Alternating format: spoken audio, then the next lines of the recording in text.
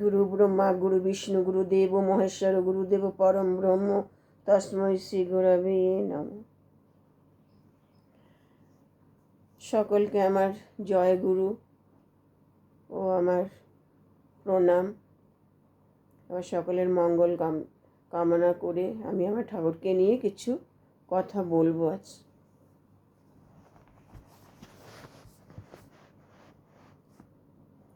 আমাদের ঠাকুর অনুকূলচন্দ্র এই যে অধার্মিক কাজ একদম পছন্দ করতেন না।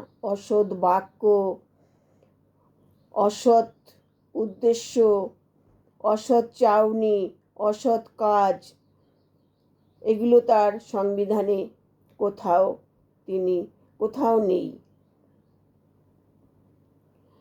তিনি এই যে নারী জাতিকে মায়ের আসনে জায়গা দিতেন, ঠাকুরের পুণ্যপুঁথিতে বলেছেন, জানবি বাজারে যে আছে সেও মা, আর ঘরে যে আছে সেও মা। এমনভাবে চলা উচিত। তার শিষ্যরা নারীদের মা বলে সম্বোধন করেন। এটা ঠাকুর বলে গেছেন। তাই তো তার সঙ্গীদের সৎসঙ্গী নাম দিয়েছেন। তার বাণীতে আরও বলে গেছেন, সদ্গুরুর দীক্ষা নিবি, সৎ নাম মনন করবি, আর সৎসঙ্গের আশ্রয় গ্রহণ করবি, তাহলে তোর আর পিছন ফিরে তাকাতে হবে না।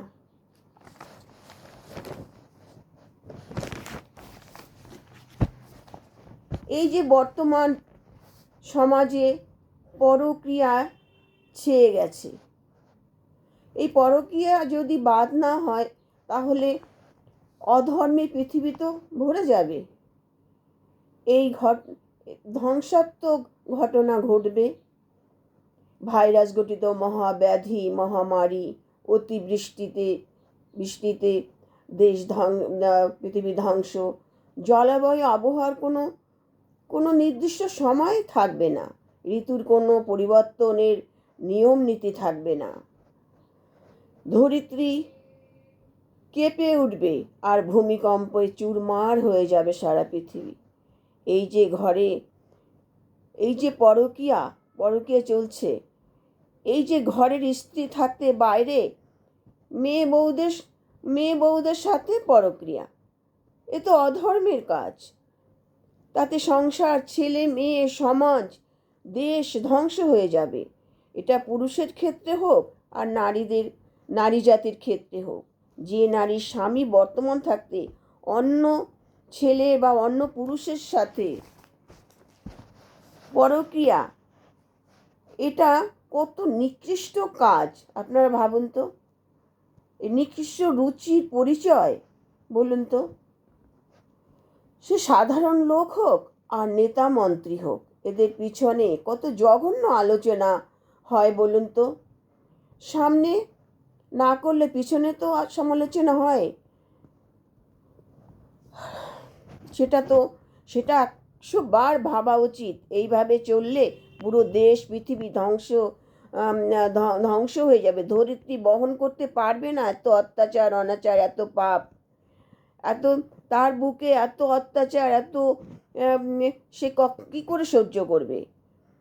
একটা মোড় দিলেই পৃথিবী উবু হয়ে পড়বে, এটা সকলে জানা উচিত।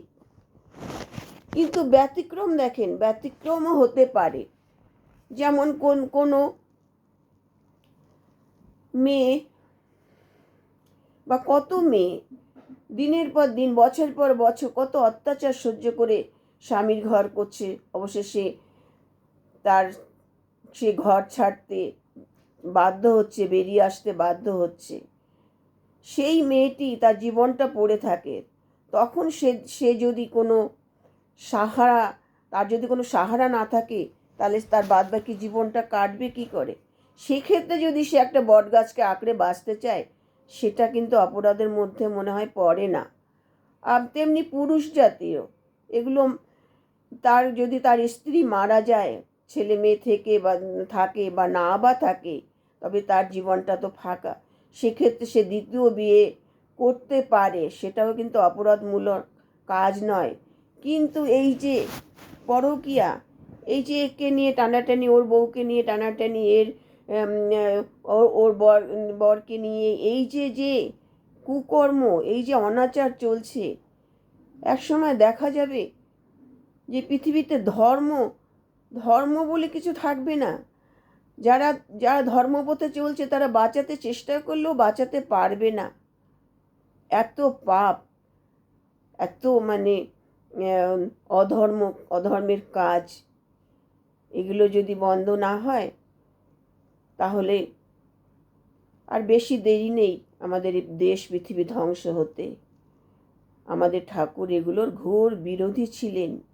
তার যে শিষ্যরা ছিলেন, আছেন এখনও, তার যা শিষ্যরা রেখে গেছেন বা তার যে পরিবার রেখে গেছেন বংশ পরম্পরায়, তাদের মধ্যে কখনো দেখবেন না সে ডাক্তার, ব্যারিস্টার, উকিল, প্রফেসর, কত উচ্চ শিক্ষিত লোক তার শিষ্য, কখনো তাদের পরিবারে এই ধরনের পরকীয়ার কথা শুনবেন না।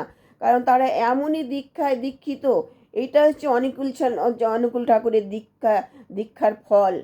তাদের কোনো পরিবারে, ঋত্বিক দাদের পরিবার বলেন বা ঠাকুরের পরিবার বা যা তার শিষ্যদের পরিবারের মধ্যে এগুলো নেই। কারণ তারা এগুলো করতে গেলে 5 বার ভাববে, 10 বার ভাববে ঠাকুরের কথা তাদের স্মরণে আসবে। তাই তো বলছে যে ধর্মপথে চলো, সৎ পথে চলো, সদ্গুরুর দীক্ষা নিয়ে সঠিক পথে চলার চেষ্টা করো, তবেই এই যে অধর্ম, অরাজকতা লাঘব করা যাবে। জয় গুরু।